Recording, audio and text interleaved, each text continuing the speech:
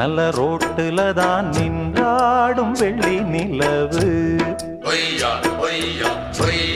இந்த ராத்திரியில் ஒரு யாத்திரையில் பூவோடு காத்தும் வருது.